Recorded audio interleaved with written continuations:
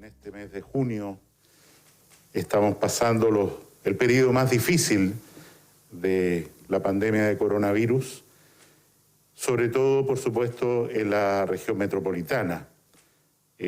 Otras ciudades, regiones, han tenido brotes de esta epidemia y después de un periodo de cuarentena y manteniendo ciertamente con dificultades y no siempre con la disciplina que se debe, han sido capaces de salir de estos periodos de aislamiento y tener hoy día una cierta mayor libertad, y los casos en general en esas regiones y ciudades no han rebotado, no han vuelto a aumentar, como ha ocurrido en otras partes del mundo que han tenido medidas similares, lo que nos dice, ¿no es cierto?, que esta medida de aislamiento, cuarentena, funciona, pero hay que darle el tiempo necesario para que produzca su efecto.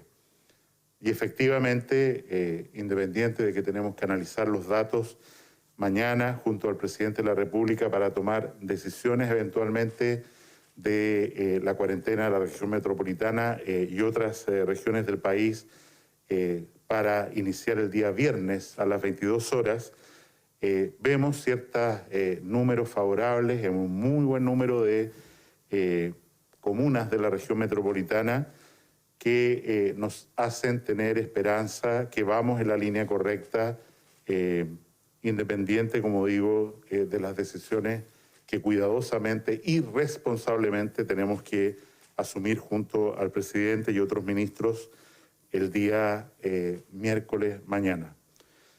Quisiera recalcar, antes de dar la palabra a los subsecretarios para el informe del día, algunos aspectos que señalé ayer de carácter metodológico para, si es posible, dejarlos más claros. En primer lugar, como señalé, estamos introduciendo una modificación en la manera que contabilizamos las personas que desgraciadamente fallecen a consecuencia de esta enfermedad de coronavirus o fallecen con la enfermedad, independiente de que tengan una enfermedad crónica de base de muy mal pronóstico, pero la infección por COVID aceleró este desenlace fatal. Y como he señalado, hasta ahora nosotros llevábamos la cuenta e informábamos de los fallecidos usando fundamentalmente dos criterios. El primero era que el certificado de defunción, del cual tenemos información diaria, señalara en cualquier instancia como comorbilidad, asociado, directo, indirecto, una infección por coronavirus. Y segundo, que esa persona así identificada como fallecida por o asociado a coronavirus tuviera un examen de PCR informado como positivo. ¿Cuál es el cambio que hemos introducido? Que incluimos ahora en el número estadístico de fallecidos diarios y acumulados a las personas no solo cuando tienen un examen de PCR informado como positivo habiendo fallecido y estando consignado en su certificado de defunción lo que he señalado, sino que además tienen un PCR pendiente pero que todavía no ha sido informado. Y esto nos parece en línea con las recomendaciones de la Organización Mundial de la Salud, está en línea y permite, nos parece, una mejor transparencia para tomar decisiones de carácter de salud pública frente a la evolución de esta enfermedad. Lo segundo, como criterio que he señalado, es que vamos a atenernos a lo que el informe de epidemiología publica 2 veces a la semana en relación a casos activos, contagiantes queremos decir, y casos ya recuperados, además de los fallecidos. Recuperados que han salido adelante, fallecidos. Y ¿Cuál es la diferencia? La diferencia es que el informe que entregamos a través de la plataforma de epidemiología en la página web considera como inicio de los 14 días en el cual la persona está activa y es contagiante el momento del inicio de los síntomas, a diferencia de lo que ocurría hasta ahora, y es que el informe diario contemplaba 14 días desde el inicio del informe positivo de la PCR.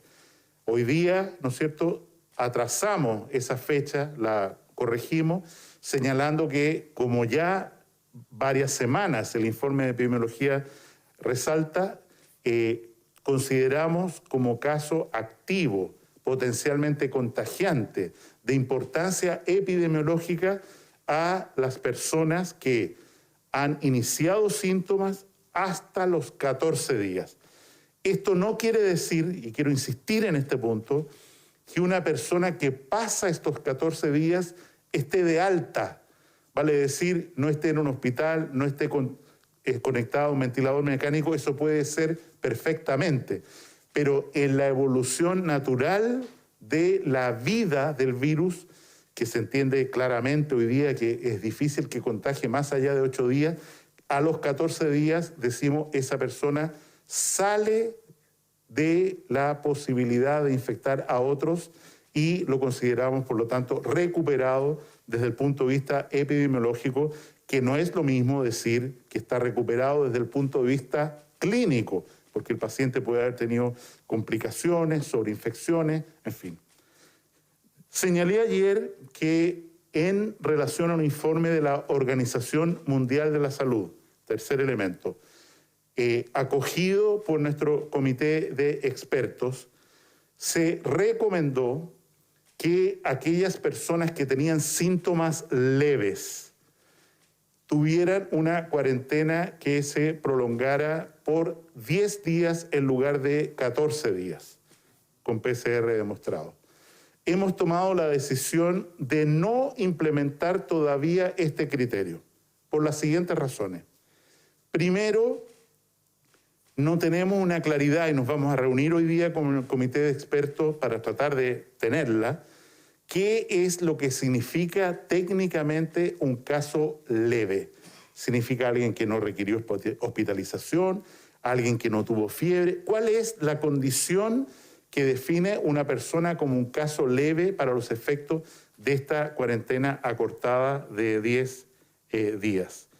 En segundo lugar, creemos que no es prudente introducir otra variación metodológica en este momento y mantener más bien este conteo, si se quiere, en exceso de los 14 días en lugar de los 10 días para los efectos de la estadística que publicamos diariamente, al menos hasta que veamos una baja muy clara y sostenida de los nuevos casos, y recién entonces conversaremos de esta posibilidad. Y el tercer elemento, como lo señaló y ordenó el presidente de la República, es que sea cualquiera el caso que técnicamente corresponde a esta cuarentena, este permiso no puede durar menos de 11 días.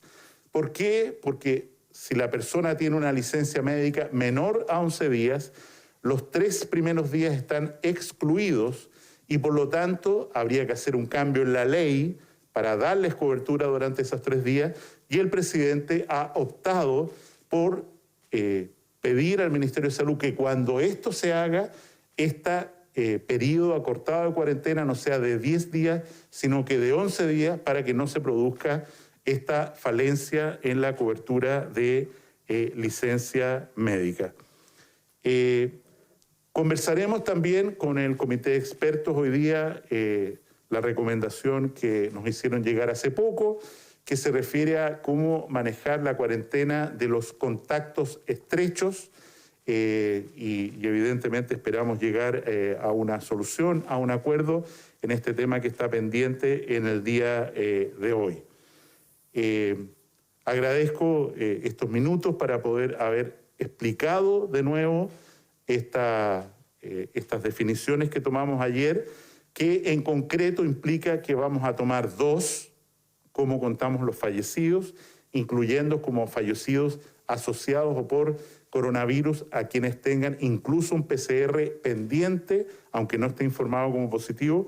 Y segundo, el acoger o el seguir las indicaciones que están reflejadas también desde la Organización Mundial de la Salud para contar los casos contagiantes o activos en una manera como está en el informe de epidemiología y no como lo hacíamos antes en el informe diario que implicaba contar esos 14 días desde tener un examen positivo.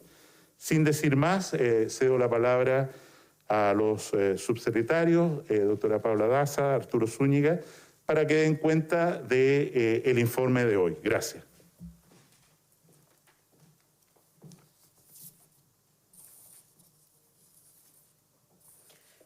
Muy buenos días.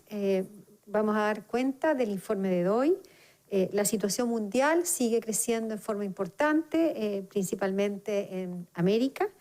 Con respecto a la situación de nuestro país, queremos informar que en las últimas 24 horas se registraron 3.527 casos nuevos, de los cuales 3.206 son con síntomas y 321 personas sin síntomas. La cifra total de personas diagnosticadas con COVID-19 alcanza un total de 108.686 personas hasta el momento diagnosticadas con COVID positivo, de las cuales podemos decir que con la nueva metodología que estamos implementando, es decir, de acuerdo al inicio de síntomas, como lo informa el informe epidemiológico, el número de casos activos son 21.325 casos activos. Finalmente, de acuerdo a la nueva metodología que estamos implementando en relación al recuento de fallecidos, queremos lamentar el fallecimiento de 75 personas asociadas a COVID-19, lo que nos da un total de 1.188 personas asociadas a COVID-19, de acuerdo a los nuevos criterios que se ha establecido en nuestro país. Quiero dejar al subsecretario de Redes Asistenciales para que continúe con la cuenta pública.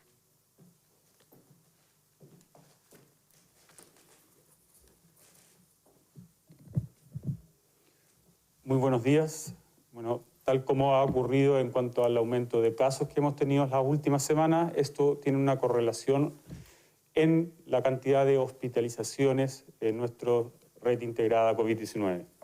Al día de hoy se encuentran 1.451 personas hospitalizadas en las unidades de cuidados intensivos, de las cuales 1.202 de ellas se encuentran con apoyo de ventilación mecánica, 326 en un estado crítico de salud.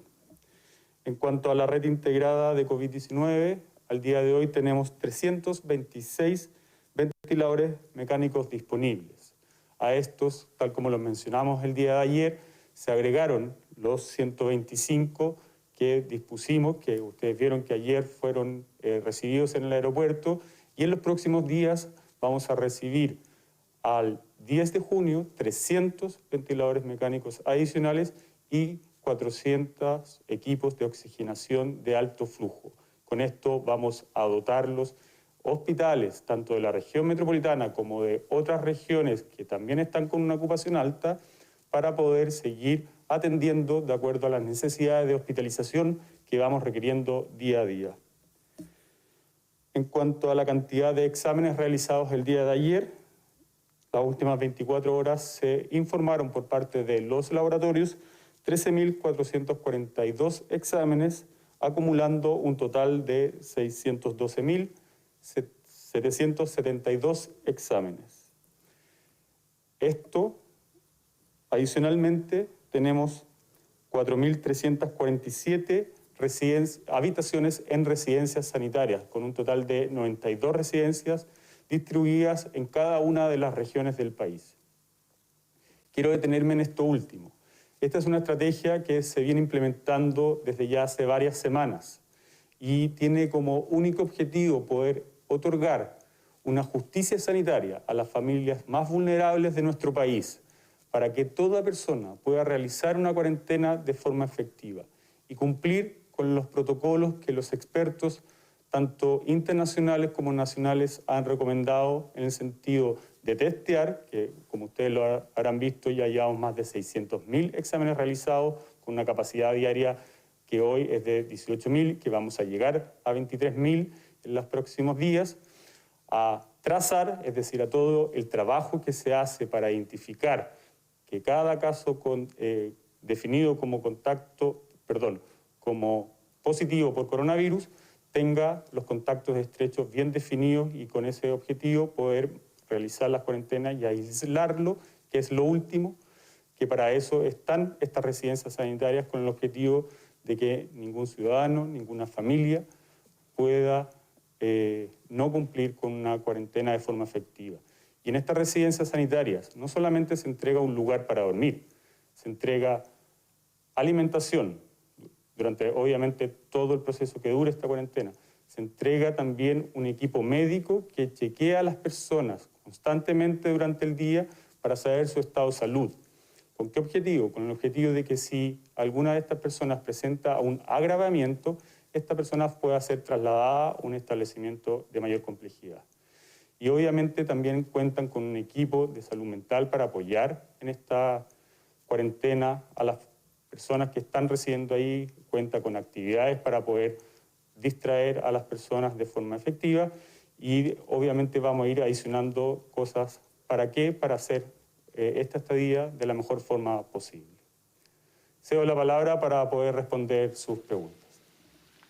Buenos días, ministro Mañalich, queríamos preguntarle por este decreto que se publicó el sábado, preguntarle nuevamente cuáles fueron los criterios que se utilizaron para tomar la decisión de incluir en este decreto la posibilidad de un PCR negativo para interrumpir el aislamiento. El Consejo Asesor COVID en su minuta de la última reunión recomiendan no cambiar este criterio, mantener los 14 días.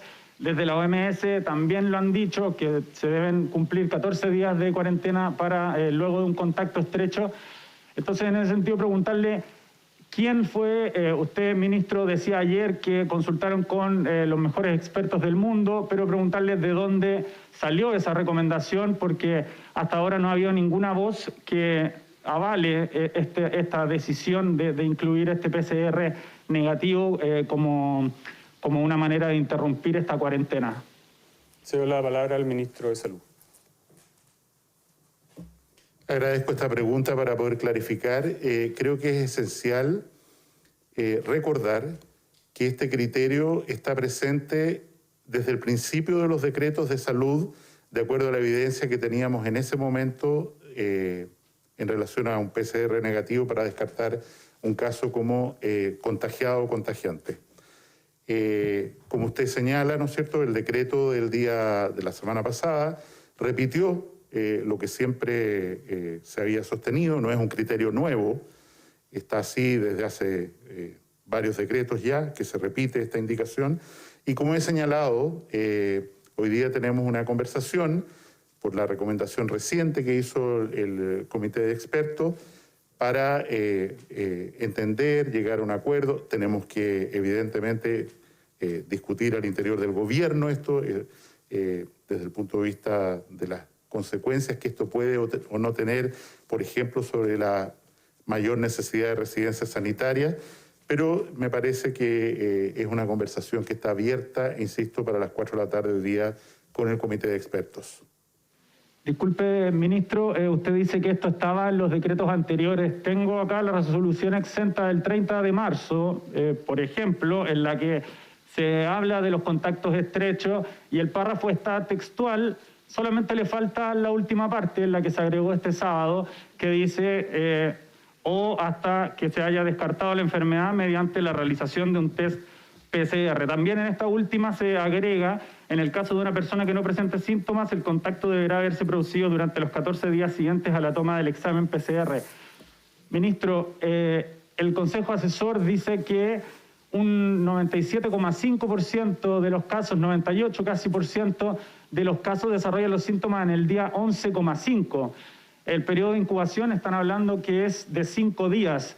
el propio subsecretario Zúñiga volvió de su cuarentena luego de un contacto estrecho a tan solo 5 días. Entonces, preguntarle cuál es el criterio que se utilizó para tomar esa decisión y en el fondo, cuáles son los argumentos con los que están empujando esta idea. Como usted podrá revisar en todos los decretos, en el conjunto de decretos, no en uno aislado, porque no todos repiten todas las normas, esto, vuelvo a insistir, es una reglamentación que viene de mucho antes. De hecho, cuando ustedes, si se recuerdan, hace algunos días atrás, algunos ministros de Estado, subsecretarios incluso, hicieron exactamente lo mismo, vale decir, tuvieron un contacto estrecho, se hicieron un PCR, no me acuerdo, algunos días después, y volvieron a trabajar, y eso no motivó ningún cuestionamiento, porque así estaba definido en los decretos correspondientes. Creo que es importante reevaluar esta situación, insisto, con el comité de expertos hoy día, y llegar a un acuerdo que se debe plasmar, si es el caso, en un nuevo decreto que nos demoramos pocas horas en sacar. Ministro, ¿podrían actualizarnos las cifras del personal médico que se encuentra contagiado? Y en segundo lugar, quería preguntarle también respecto a un estudio del Departamento de Salud Pública de la Universidad de Chile que habla de una aceleración en la propagación de la enfermedad en regiones como Atacama, la Araucanía, los lagos Aysén, Magallanes. ¿Qué medidas hay pensadas para estos sectores y qué evaluación hacen precisamente de la propagación de la enfermedad ustedes en esos lugares? Respecto a la tasa reproductiva básica del virus, nosotros partimos con una R0. Partimos con una información que se asociaba a los primeros casos que tuvimos en el país, que superaba con largueza el factor de 2, o sea, una enfermedad extraordinariamente contagiosa. Con el tiempo, los expertos, el Ministerio de Salud, hemos recabado más información. Y hoy día ese valor de RE, como se llama hoy día, la contagiosidad del virus al día de hoy, es aproximadamente 1,37 para el país y 1,36, puedo estar equivocado en algunas décimas, para la región metropolitana en particular. Eso nos señala que efectivamente estamos enfrentando, lo que hemos visto en los números históricos, un aumento del número de casos, lo que nos ha obligado, como señaló el subsecretario Zúñiga, a aumentar sistemáticamente nuestra capacidad de respuesta. Y efectivamente coincidimos con el informe entregado por la Escuela de Salud Pública, que aquí tenemos una necesidad de aumentar nuestra capacidad de testeo, como hemos hecho, y nuestra capacidad de respuesta hospitalaria, como también hemos hecho, muy relevante. Hemos multiplicado por 4 y vamos a casi 5 ya la capacidad de tratamiento intensivo de ventiladores mecánicos. Sin embargo, creo que es necesario una vez más, aunque suene repetido, enfatizar que esta es una batalla de todos, que nosotros tenemos que vivir, desgraciadamente, este periodo como que cualquier persona con la que estoy en contacto puede estar incubando o desarrollando la enfermedad en una forma muy leve y por lo tanto contagiarme. Y es por eso que las medidas de residencia sanitaria, las medidas de aislamiento, de cuarentena, que son tan dolorosas, que producen efectos adversos indudables, que empobrecen como ningún otro proceso nos había ocurrido en la historia reciente, tienen que ser lo más breve posible. Y eso depende, por supuesto, de que el gobierno responda, haga seguimientos, contratemos más gente, pero depende en último término de la voluntad de cada ciudadano o ciudadana de respetar lo que se le ha indicado en las normas. Y como vemos continuamente, sobre todo a través de los medios de comunicación, esto no está ocurriendo. Cuando una zona sale de cuarentena, ¿no es cierto?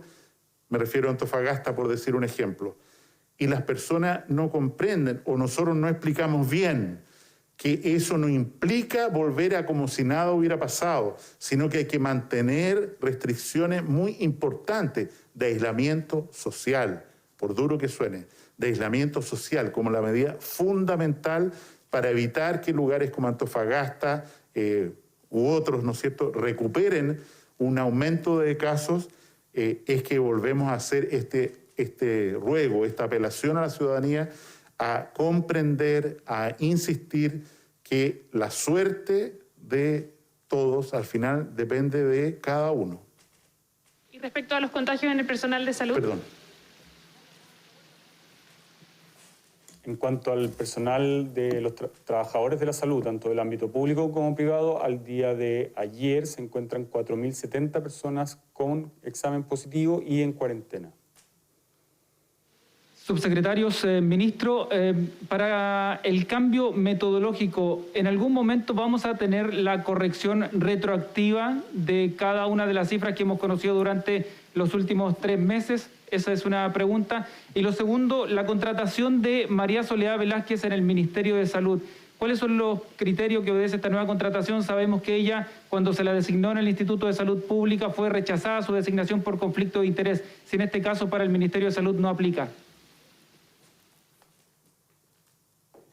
En respecto a la primera pregunta, como hemos señalado, nosotros le hemos pedido a la Contraloría General de la República un trabajo de auditoría de todo el sistema informático que tenemos en el Ministerio de Salud, comparándolo, ¿no es cierto?, con los datos del registro civil, de funciones, toda la información que levantamos, a veces con mucho esfuerzo y con precariedad, porque depende de cada médico, de cada persona, introducir los datos de alguien que puede estar como sospechoso de coronavirus. Tenemos ahí la habilidad muy importante. Creo que hay que esperar ese informe de la Contraloría General y si la Contraloría sugiere hacer correcciones retrospectivamente, en el sentido de que los casos que reportamos eran menos o eran más, o los fallecidos no son correctos, evidentemente va a haber que hacerlo, debemos hacerlo de acuerdo a este informe que los expertos de la Contraloría van a hacer en un muestreo no solo de la región metropolitana o del Ministerio, sino de todo el país. Respecto a la contratación a honorarios por 2 meses de la señora Soledad Velázquez, ella es una químico farmacéutico muy prestigiada.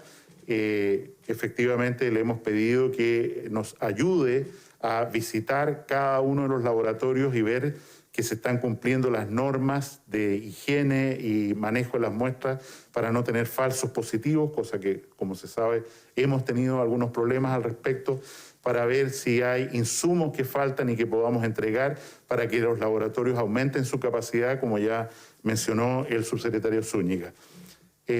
Hice la consulta telefónica al señor Contralor respecto a si el tema de potencial conflicto de interés que tenía que ver con la industria farmacéutica en relación al Instituto de Salud Pública era una limitación para este contrato a honorarios por 2 meses. Él estimó que no había tal dificultad y en ese sentido creo que la señora Soledad Velázquez nos puede ayudar enormemente a agilizar la respuesta, la velocidad de respuesta de los laboratorios que a veces acumulan muestras, ¿no es cierto? Y basta la ayuda de alguien experto como es ella para liberar o para conseguir determinadas cosas, ¿no es cierto?, que faltan para poder sacarle el máximo partido a los laboratorios de PCR. Su dedicación es lograr que la espera que tienen los laboratorios en la trabajo e informe de PCR se reduzca y garantizar que esos resultados estén fielmente reflejados en la base de datos que utilizamos para este informe todos los días. Ministro, los fallecidos tienen rostro, tienen nombre, casos que ayer se conocieron, por ejemplo, de un vecino de Lo Espejo que buscó infructuosamente atención médica en varios recintos, otro ciudadano, otra persona en situación de calle que falleció en el Metro Santa Lucía, un ciudadano venezolano que fallece en un albergue en Providencia. Una reflexión y también desde el punto de vista sanitario, cómo es posible que esté muriendo gente en la calle, como en los 2 primeros casos. Y una precisión respecto a la cifra de fallecidos de hoy. De esos 75, que entiendo es con el nuevo criterio, si está la cifra de cuántos habrían sido con el criterio antiguo, para hacernos una idea de la proporción que cambia con el nuevo criterio. No, qué buena su pregunta, se la agradezco y perdón que parta por eso. Estos fallecidos informados del día de hoy tienen solo una corrección, y es que en los días previos aceleramos el procesamiento de muestras, como se ha reportado. Llegamos a más de 19.000 muestras procesadas de pacientes que habían fallecido y no tenían un PCR informado. Este número que tenemos hoy día no aplica todavía el nuevo criterio, no suma todavía, para ser claro, el nuevo criterio, sino que lo que hace es resolver, por así decir, aclarar la situación de personas que estaban a la espera de un PCR, que producto de esta aceleración del PCR se informaron. De hecho, de los fallecidos informados el día de hoy, 31 personas tienen fecha de defunción anterior al 25 de mayo. Respecto a su pregunta, vale decir, si no hubiéramos hecho esto, yo no me metería en especular. Lo que es cierto, ¿no es cierto? Lo que es cierto y es correcto es que hoy día estamos informando una cifra muy importante, récord, de fallecidos en el país, y no me aventuraría a través de una respuesta a señalar, a pronosticar qué es lo que va a ocurrir con esta cifra en los días siguientes, con esta corrección que estamos haciendo de apurar exámenes que estaban atrasados, y hice referencia a esto cuando hablé de la señora Soledad Velázquez, y al incluir a partir de mañana el nuevo criterio, que repito, para mayor claridad, implica que aquellas personas que han fallecido, que tienen un certificado de función en que figura el término COVID, coronavirus o algo similar, pero que tienen un PCR con resultado tomado, todavía pendiente, nosotros lo vamos a informar como positivo, como fallecido por COVID.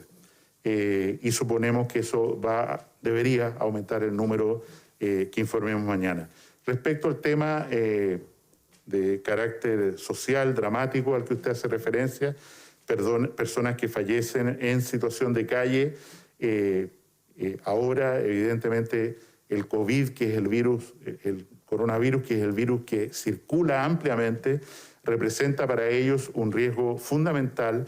Tenemos que transferirlos a residencias sanitarias, identificarlos para que hagan ahí, como señaló el subsecretario Zúñiga, la cuarentena, el cuidado que corresponde, y una vez que eso ha terminado o han dejado de ser sospechosos, ser transferidos a un recinto operado por el Ministerio de Desarrollo Social, en lo que es habitualmente la campaña de invierno para proteger a personas muy vulnerables, en pobreza extrema, en situación de calle, dándoles, ¿no es cierto?, un recinto donde puedan alimentarse, donde puedan no correr los riesgos que implica un invierno a la intemperie en la ciudad de Santiago o en cualquier lugar de Chile.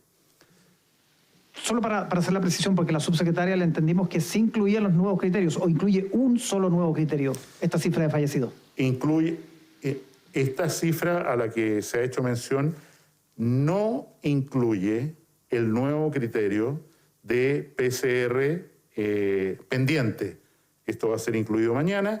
Lo que incluye, sí, es el número de personas que hemos tomado exámenes y que estaban retardados en su informe, y como he señalado, muchas personas tenían el informe muy demorado por la situación que he mencionado que debemos corregir. Pero para responder claramente, este número de hoy no incorpora todavía el nuevo criterio. Buenos días, ministro. Dos cosas. Lo primero, tras todas estas cifras, le quería preguntar si es necesario extender el estado de catástrofe, si es una posibilidad que está ahí sobre la mesa, que están discutiendo las autoridades. Y lo segundo, suma apoyo de todos los sectores políticos el proyecto que busca extender el postnatal durante la pandemia. Incluso este martes, hoy, la presidenta del Senado hizo un llamado al gobierno a patrocinar esta iniciativa. Hay temor de parte de los padres de volver al trabajo, de contraer el virus y contagiar a estos menores. Como autoridad sanitaria y en medio de este complejo panorama, le quería preguntar sobre los riesgos de esta situación y junto con ello también si usted es partidario de apoyar este proyecto. Respecto al estado de catástrofe, que tiene una vigencia que termina, si no recuerdo mal, en algún momento de junio, compete al presidente de la República tomar una decisión al respecto. Con toda honestidad, no es un tema que hayamos hablado en las reuniones de la mañana y creo que corresponde nada más que a él pronunciarse sobre ese tema que tiene que decretar como presidente de la República. En relación al tema de protección perinatal en general, nosotros hemos tenido algunos casos, si no recuerdo mal, son 2 a la fecha, tal vez 3, perdonen la falta de precisión, entre 2 y 3 de madres que estando enfermas por coronavirus, en general 3 formas más bien leves, dieron a luz un niña que después se contagió, adquirió la enfermedad que afortunadamente evolucionó levemente. En relación a la prolongación o no del postnatal o prenatal, sea lo que fuere, evidentemente nosotros como autoridad sanitaria no tenemos ninguna posibilidad de ir sobre la ley. Esto es una materia expresa de ley que tiene que ser discutida en el Parlamento y la tramitación de este proyecto corresponde, ¿no es cierto?, a otras carteras y yo preferiría abstenerme de pronunciarme hasta que haya una información oficial de parte de la autoridad política respecto a cuál es la posición del gobierno en relación a este tema.